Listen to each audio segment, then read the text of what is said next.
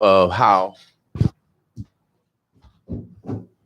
we should behave, as a people, as a community. And so, usually, if I complain, I usually back it up with some evidence. I had a lab. I went to a lab. I went to a good college, and I like to brag off my education.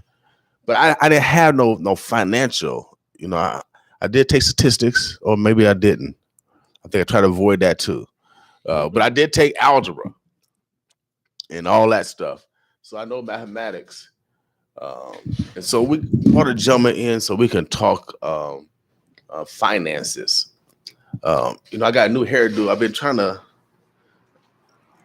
get this new hairdo. I think I need to go to Diverse Cuts and get my hair cut without out. But in the meantime, we got my man Prince Dykes. I had to bring the Prince in. I'm the king. I had to bring the Prince in to do the job, y'all. How the princes always do the job for the king. Oh yeah.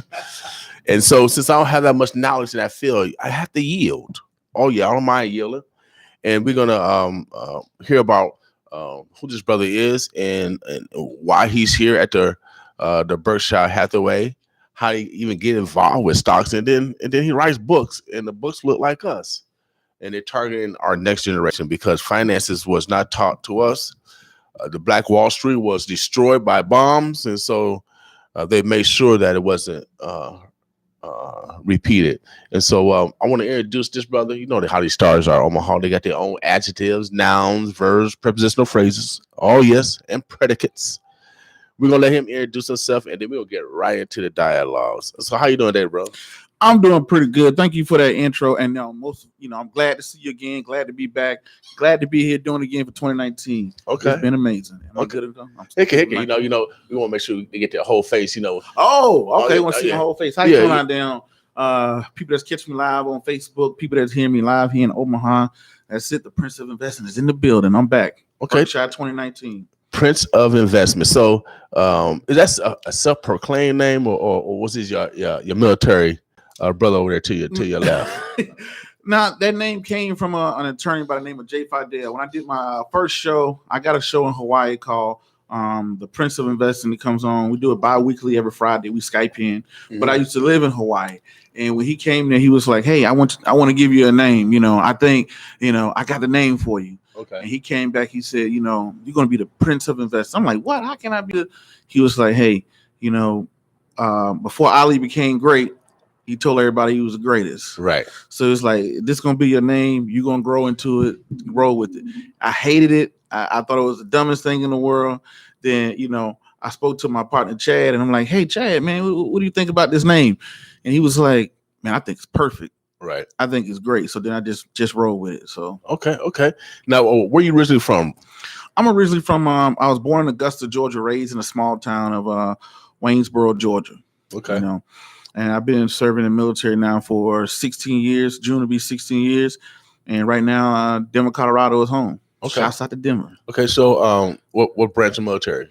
The best one. Air Force? Come on. So I said, you want to start joking already? Well, I'm in the Navy. Navy's strong. Okay. Yeah, strong. Okay, we love that, man. Come on, man. Ain't no sea in Colorado. Come on, you know what? Ain't no sea in Colorado. How the Navy in Colorado? See, man? That's how dynamic the Navy is. See? Okay. So everybody's like, what the water at? You see, the Navy is everywhere. Okay. Everywhere, Okay. Water, mountains, we train for all of that. Okay. Sea, air, land. Okay. All right. They do got the Colorado River around there. Just in case y'all didn't know, they do got the Colorado River. Mm-hmm. Now, you military 16 years. Mm-hmm. What got you into investing? What got you into economics? Did you go to college? Mm-hmm. Was your parents economic professors? Where do you even get the realm to even go that direction? Well, the first thing was, my parents. My mom, she passed away in 2013, but my parents were both school teachers.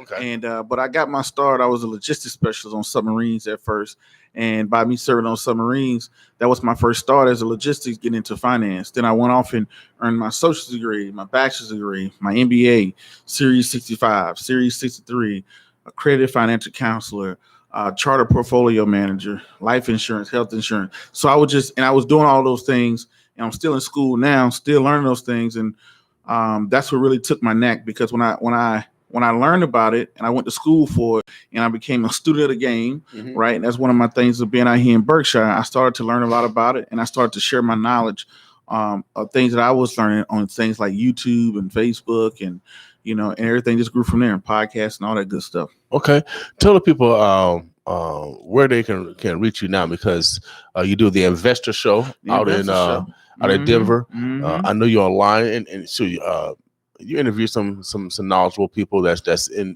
the financial world. How can they follow you and then keep in touch with you as you continue to grow? Yeah, we're on the YouTube channel, The Investor Show. We're on iHeartRadio, The Investor Show, Facebook, Instagram, Spotify, just everywhere you can get podcasts, from iTunes to whatever. We also, the YouTube, the Facebook, the Instagram. Then we broadcast live in Hawaii every other week, the Prince of Investing. Then, right there in Denver, we do a little local radio, and we do a little local television as well. Okay. What station in Denver? Radio. Why you had to put me on the spot? I see. It's 95.5. Okay. 95.5 FM. Okay. That's the radio station. I kind of forget about the station there a little bit. Okay. The numbers. Yeah, the numbers. Of course. Yeah. Shouts out to Denver, Colorado. Okay. But sometimes I could forget, the station. I think it's 95.5. Okay, cool. Now, you're also an author. Well, what inspired you to write? Well, the book series that I started, fun that you brought that up, is titled Wesley Learns. Wesley's my middle name, and he's now my son. He's 8 years old now. He will be making his first appearance in Omaha next year, for everything, So I started with him like 4 years ago. We published the first book. We wrote it in 2014, published it in 2015, called Wesley Learns to Invest, the storyline of me and him.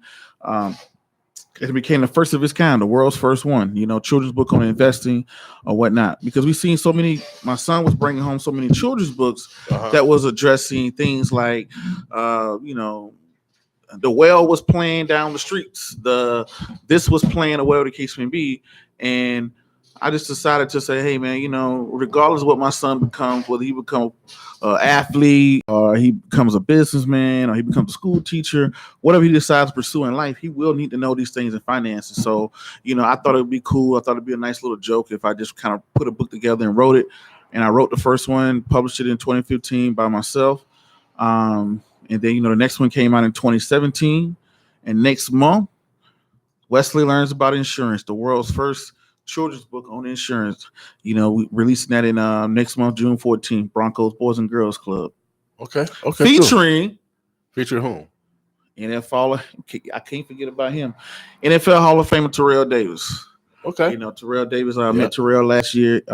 Very supportive. Him and his company, Alpha One Tax and Wealth out there, was very impressed by my work.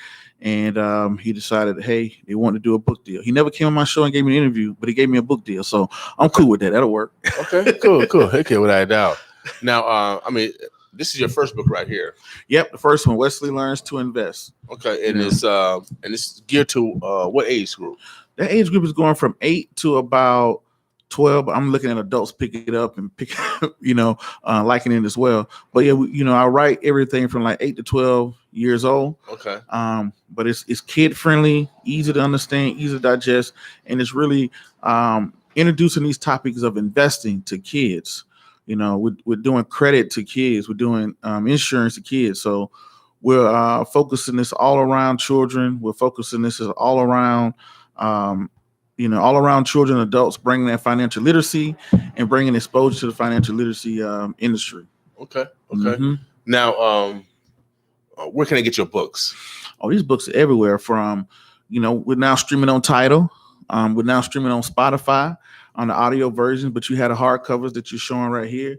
We got hardcovers, we got paperbacks, we got ebooks, we got hardcovers, paperbacks, ebooks, audio as well. So any type of way you can get it, it's streaming online from Tidal to Spotify to Those are streaming services, but it's available on Audible, Amazon, iTunes, wherever you want to go get it. Okay. Now the audio books. Did you do the narration? Of course I didn't, because but I wanted to be more kid friendly and approaching. Me trying to change my voice. I know what I'm good at, and I know what I'm not so good at. So I let the professionals take care of the actual audio. So the professionals took care of that piece of actually doing the audio, speaking as Wesley, his dad, and doing the fluctuations in the voice and the characters. Okay. I let the professionals handle that. Still, same great content, just delivered in a different way slightly. Great. Because I heard the audio book Michelle Obama, and it was actually her voice. Mm-hmm. And so I was just wondering if you had that option. Yeah, I think that when I get one day when I write my books of books, probably 10, 15 years from now, I may do the audio behind that. But for a children's book, I wanted it to be, kid friendly, story time. That was the target I was going for. Right. So I reached out to some people that said, hey, can you kind of bring this book to life to where it's an experience versus somebody just sitting here saying, hey, this, like we're talking now. It's an experience to where the voices are changing, the characters are talking, the sound effects, things like that. Now, what advice would you give a parent that got a young child? What's some of the key things that you would tell them to tell their children? The first thing is that you have to do. The first thing is introduction. We all got to get introduced into these concepts, because what's happening in the world today is like you're going here. You're trying to figure everything out. You're trying to figure out what credit is. You're trying to figure out, and it's that kids and young adults should be trying to figure that stuff out as they get older, and having someone give them that education. They're going to school every day. They should be educated with that, up front. They should be educated, with that all that type of equipment and stuff up front. Right. So, so these little things of bringing in the concept of investing at a young age, bringing in the concept of credit at a young age, bringing these concepts at a young age, this breaks the ice. When kids become older, think about it, right? Your mom passed away. You still hear her voice of what she taught you. Right? You still can I remember she said, even though you didn't understand it at that time, when you got older, that those things start to play back in your head. Right. So the earlier you start now, of course, my son Wesley, he can regurgitate what the word credit is, but 10, 15, 20 years from now, he's going to remember, wow, my dad was telling me about this. Right. And he gave me the introduction into this. And then hopefully that leads off to making better decisions. And it's like everything else in the world. Once you become smart at it, once you start to introduce people into it, if people become aware of it, then they can make better decisions. Right. Because you don't want to be sold a product. You want to buy a product. You don't want to be sold insurance. You want to buy insurance. You don't want to be sold credit. These are the concepts of, but it's the financial industry. It's the only industry that's that way. That, if you left here when they go get an oil change, the mechanic doesn't have to sit down and say, hey, Mr. King, this is why you need an oil change, and you should change your oil every 3 months. Those things are kind of already kind of built in, it. But in the financial industry, before we can even sell you a product, we have to educate you on the product. Right. So I look to say, hey, instead of people being sold products, why aren't they walking in and saying, hey, this is what I want, this is what I need? Think about how many people die without life insurance. And those things is the quickest way to create generational wealth. Interesting. So okay. So since you are on life insurance and we do struggle as a community when someone dies and when we're struggling to bury them, what's the average cost of a life insurance policy? Policies, depend. Of course, it's going to depend on your health. It's going to depend on your ability. But one of the things I like to do is that I like to get life insurance while you're young and healthy, because the premium is pretty cheap.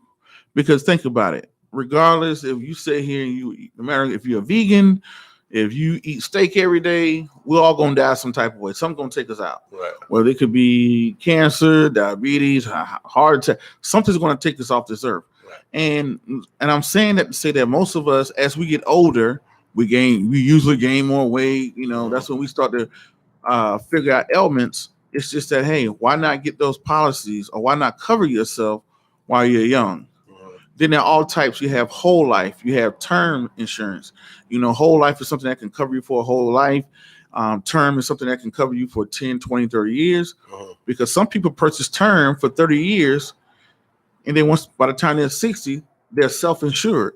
Self-insured is meaning that, hey, if I die today or tomorrow, I have enough money to clear out my debt, and my next generation, they're going to take over this much capital. Right. For prime example, let's say Warren Buffett. I don't think he needs life insurance. Right? He has enough money to take care of whatever he needs to take care of and pass down to his kids. Right. So, and that's the same concept with everybody else. But you don't have to go out there and get $1 million policy. But I mean, something to put you in the ground, 15,000 or $10,000. I've seen people get term policies for cheap as $10-15 a month. And it's to say that if I feel good knowing that if I was to die today, my wife and son will be taken care of. Right. I feel good to say that. Okay. So, and I think that if you did that, that's the simplest way to create generational wealth. Now, what was your first investment?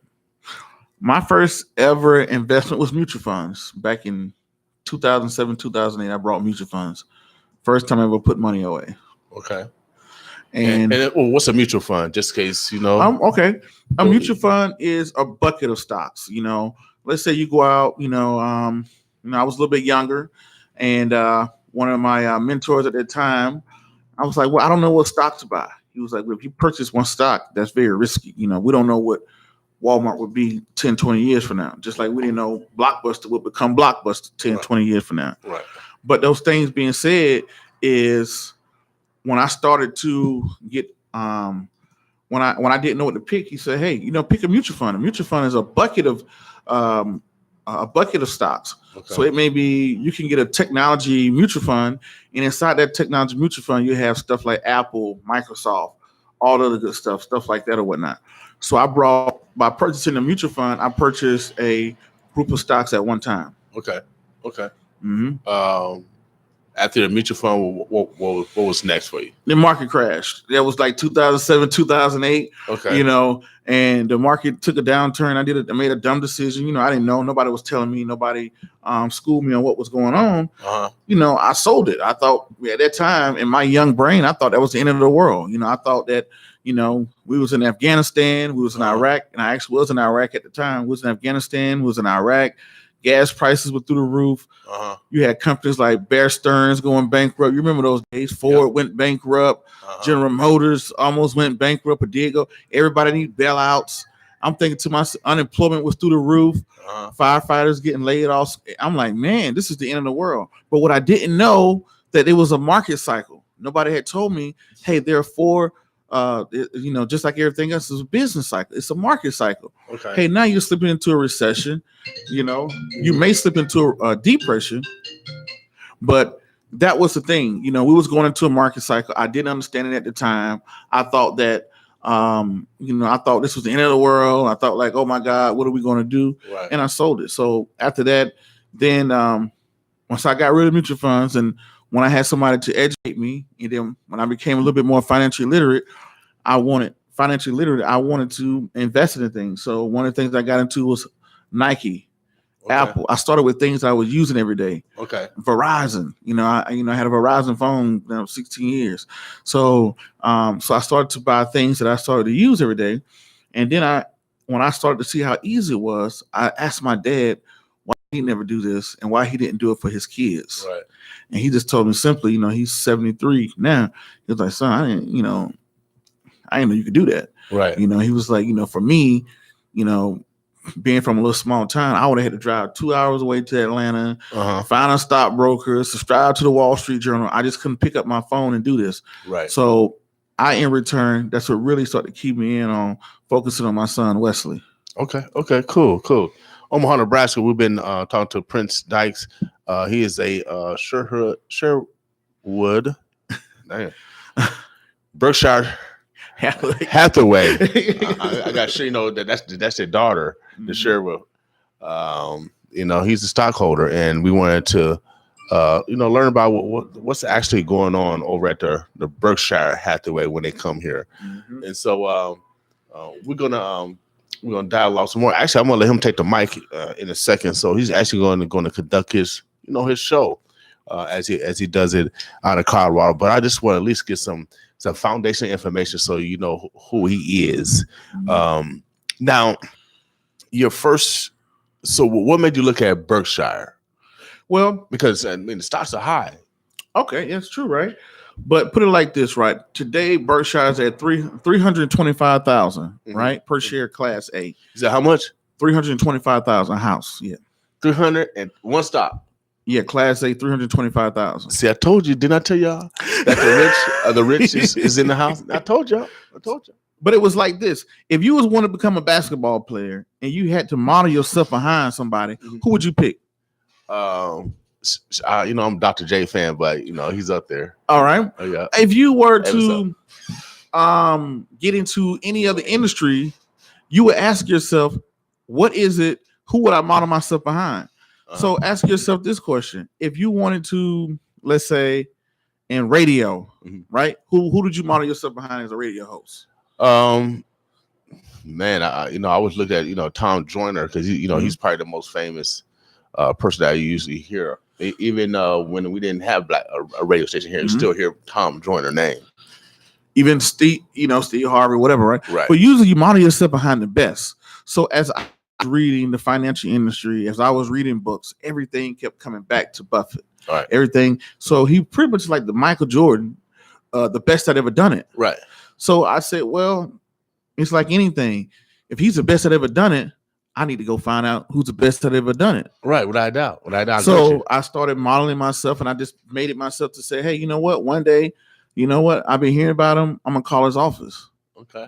So I picked up the phone and called his office 3-4 years ago, and that phone conversation, I said, hey, I want to come there and I want to do XYZ, and they looked me over, all that good stuff, and they approved me to come. That was my first ever time coming. So I look at it and say, the big thing is I'm looking at the best I've ever done it. Okay. Because, they always say, if you aim for the stars, if you fall, you what? You hit another star. You hit another star or you're in the clouds. Oh, yeah, without doubt. Right? So, I like to add a little. But why would you model yourself behind Dr. J as a basketball player? Right, because he was the best at his time before Mike came.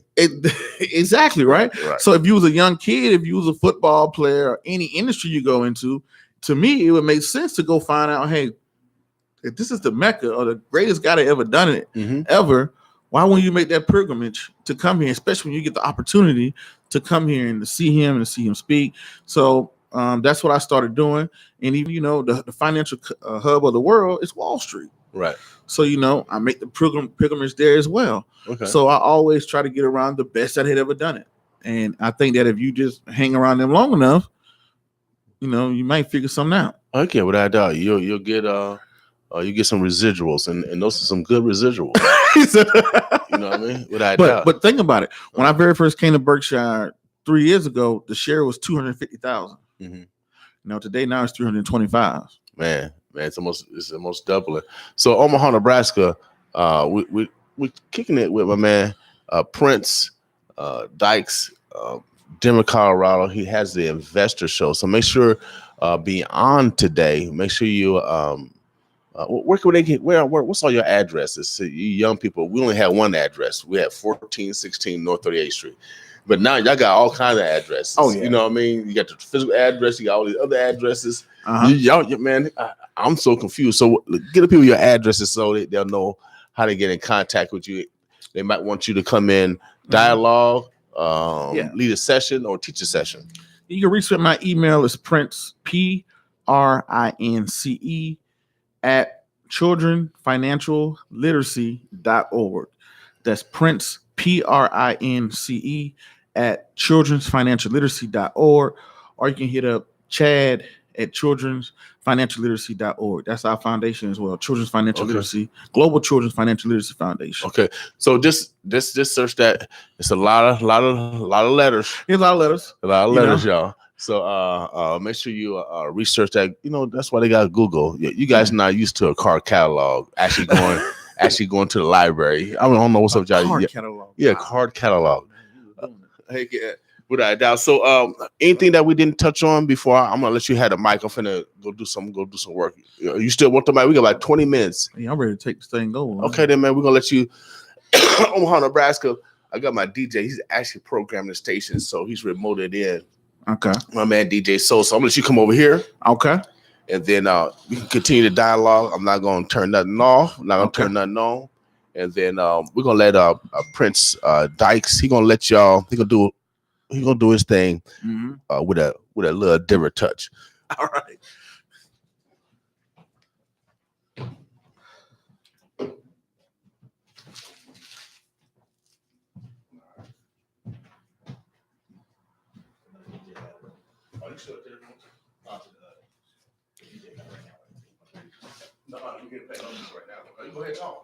What's going on, Omaha, Nebraska? This is Prince Dykes taking over 95.7 The Boss. I'm coming to you guys and girls, boys, girls, guys and girls, or whatever that's out there. I'm coming to you live from Omaha, Nebraska. Wherever you may be catching this, you may catch this to playback. I'm glad to be here. For all of my big hardcore fans that have been following me, on the Investor Show, I'm here in Omaha for the Berkshire Hathway. As you heard earlier, what the boss said, that I come here every year because, I seek out the best that have ever done it. It's on the show. Everything that I do, I always try to figure out who's the best that's done it. And if they're the best that done it, I want to talk to them, because it's one of those things that the more you get around people, the better they are, the better you become, right? But one of the things that I did that I kind of wanted to touch on, that I kind of changed up a little bit, was my what I did this summer. Not this summer, but about this spring, about a month or two ago. What I did, like a lot of people that know me know that I'm a big believer in building a portfolio and things like that. Well, first I want to give a shout out to my nephew who graduates high school next month. I spoke to him. I won't make his high school graduation, but we spoke about that. And the big thing about that was, one of the things I did for him for his graduation gift was to I gave him a portfolio. I started him a portfolio. I brought him a couple shares, and I picked the company like AT&T. And the reason why I chose AT&T, I'm not recommending that particular company, but I like the dividends that was being paid on it, and I felt it would be a good, solid company to kind of start his portfolio out with. And I gave it to him. I gifted it to him, and I said, "Hey, this is your portfolio. This is what you need to do, and this is my gift to you." So I gifted him a portfolio and gave him the opportunity to be able to start his own particular investment firm, or not firm, but his investment portfolio, right? So those are one of the things that I was happy with, that I started with him. So as kids are graduating next year, whether they're going to the military, he's going out to the Army, or whether they're going out to the military, whether they're going out to college, or whatever they're doing, start them a portfolio. It only cost me $100. Hey, you know what? Instead of me spending this money on flying there, trying to get there, I'm going to give you something, a gift that can pass on. And the reason why I liked AT&T, because right now the dividend yield is about 6%. So every 3 months, he's going to receive a dividend check from AT&T, and hopefully that motivates him to go out and to purchase more things. Now, the second thing I want to speak on was one of the things I did for my son, who's now 8 years old. He had his 8-year-old birthday last month. Shouts out to Wesley. I told him I'd bring my dinosaur if he's pretty good. I don't know why he keep asking me for dinosaurs. I don't know why. I swear he got dinosaurs everywhere. But he keep asking me, "Hey, Dad, he saw me get on the plane. Dad, bring me a dinosaur back." I'm like, "Another dinosaur? Goodness." But he turned 8 years old. And what I did for him for his 8th birthday, I decided to buy him a piece of land, made him a landowner for his birthday, stepped out on the limb, found a piece of worthless land out in Colorado. I didn't buy the land to be the best investment in the world. I didn't buy the land to be the greatest thing that had ever been done. I purchased the land and the intention of to help build him a portfolio. So one day he's going to be able to say, "Hey, I own this. This is my deed. This is my land," or whatnot. So that's what I did for him this year. Made him a landowner at the age of 8 years old. And I wrote on MetaWorldPeace.com. Shout out to MetaWorldPeace. I wrote the 3 steps that I took to do that. So head over to MetaWorldPeace.com if you can. You follow my social media pages. You can kind of see exactly how I walked through, how I did it, the things that I learned with going through that. And I think that is very a very good investment to make is a piece of land, because they said, land's not going anywhere and they're not making anymore. So land is one of the biggest things that I wanted to see people kind of get into. And I branched off into that. So, because think about it, in the world of real estate, it's my belief. Let's think about it, right? In the world of real estate, the most undervalued piece of real estate is the land. Everybody thinks about the location. They think about what's on top of the land, where it's near, this and that. But if your house burned down, the land is going to stay there. If everything in your neighborhood, if they build a landfill next to your land and the value goes down, guess what? You still have a piece of land.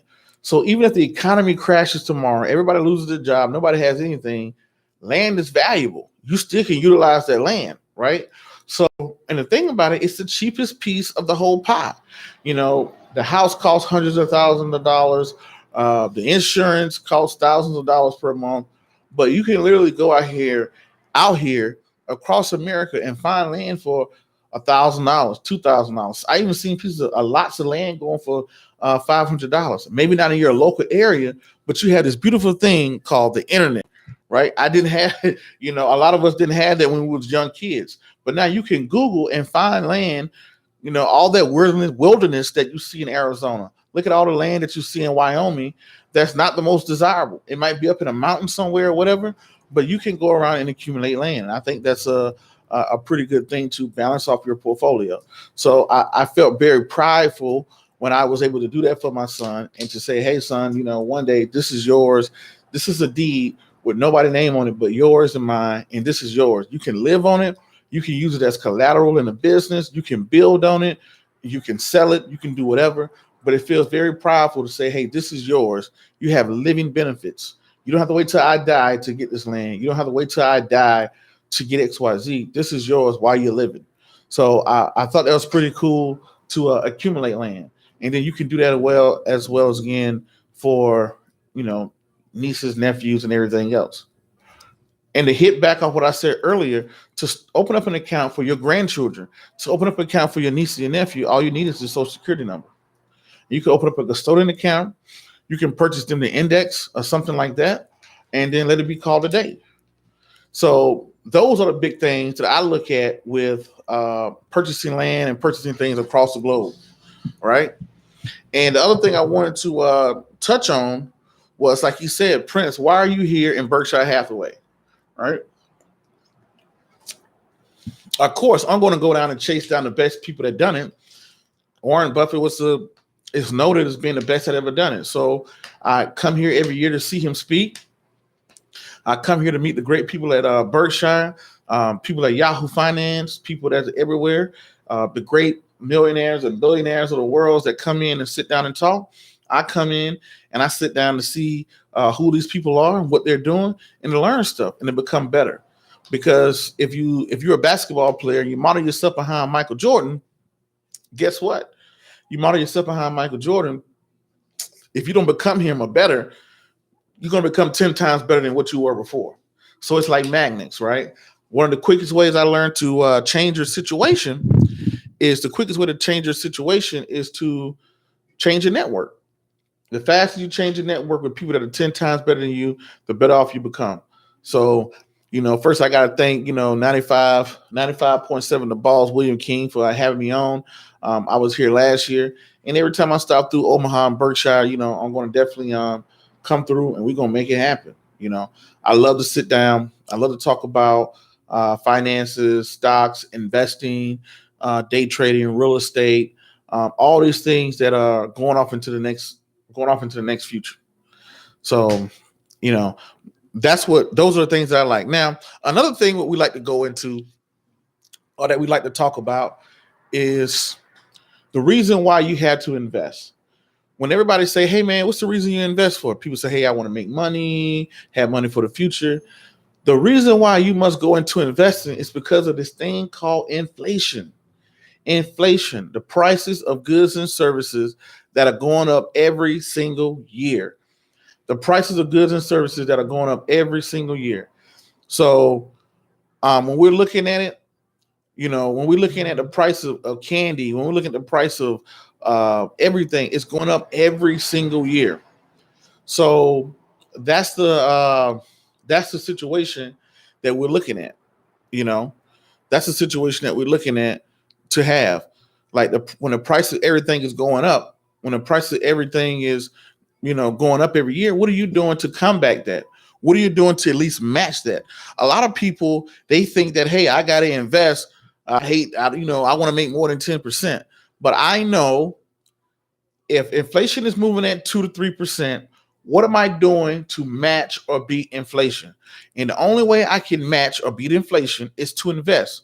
We all know a savings account is not going to pay you anything. We all know CD interest rates are too low. We're in a very low interest rate society.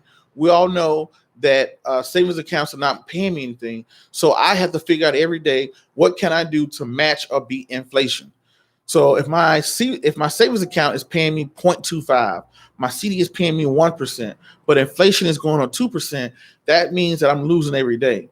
It's something we don't think about because we can't see it. But you're losing purchasing power every day. So you got to always ask yourself, what am I doing to beat inflation? How can I beat inflation? How can I match inflation? And that's what people do. And there's only 4 ways to invest. 4 ways. Either you're going to invest into yourself, you're going to invest into real estate, you're going to invest into starting your own business or put money into somebody else's business, or you're going to invest into some form of the stocks, bonds, real estate, stuff like insurance, all the other good stuff like that. So it's only 4 ways. The simplest way to get into the game is 1, you can start with yourself.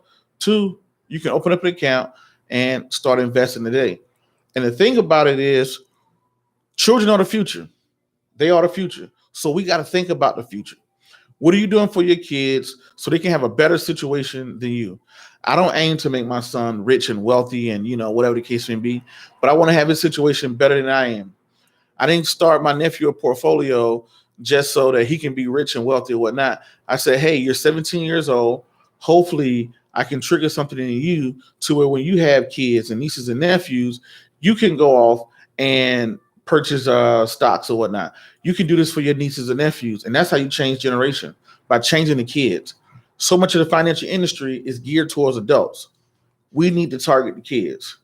Budgeting is cool. Credit is cool. All that stuff is cool. But we have to learn to invest. And don't ever think, if you believe this, tune into my show. People say, man, I would invest. I just don't have the money. Wait till I get the money one day. I'm going to invest like crazy. And I learned, why do you hear so many $1 million athletes and football players or whatnot, or lottery winners, come into a lot of money, then return broke? Because you don't change the mind first, right? Financial literacy first.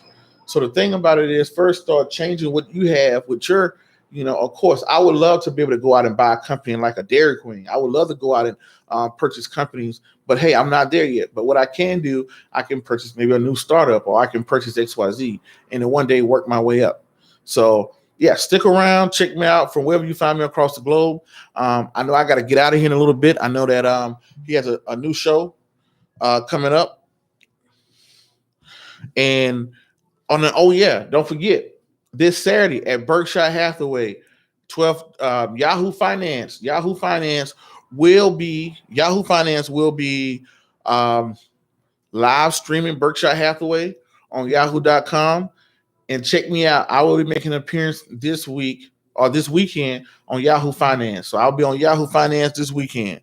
So, and also keep it out next month about Terrell, our books. Wesley Learns About Insurance, the world's first children's book on insurance. The world's first children's book on insurance. And with the world's first children's book on insurance, what we're going to do with the world's first children's book on insurance, we're going to launch that thing next month out of the Broncos Boys and Girls Club in Denver, Colorado. So that's what I love. Check me out on Yahoo Finance on this Saturday. Check out Yahoo Finance to see what's going down. If you're catching the playback or whatnot, thank you guys for having me on. Omaha Prince Dykes is in the building. The Prince of Investing. Check us out everywhere across the globe. Follow us, the Investor Show. But I don't want to waste my time, But I got to get out of here. So don't forget about that Yahoo Finance on Saturday, 12:45 Central Time. I'll be making an appearance.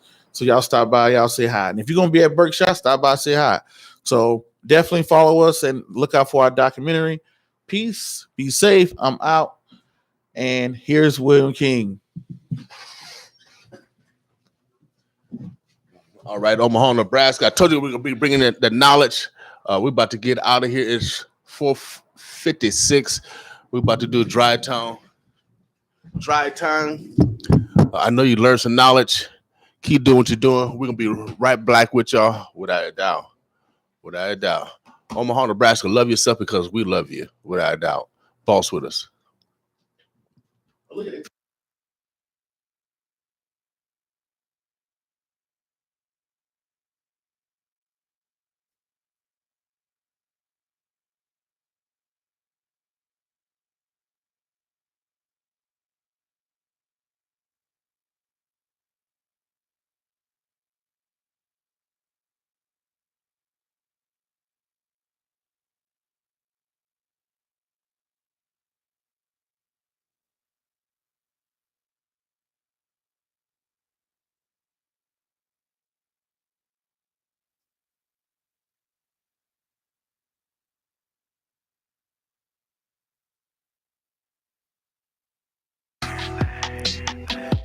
That's on everything.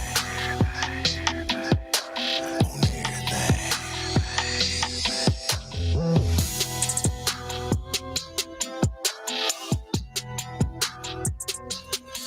And that's on everything. On everything. She said she want a thug. I showed her thuggin'. Said she liked the roughneck. David Ruffin. Now I know what you came for. You ain't saying nothing. Eyes hella low from the drove.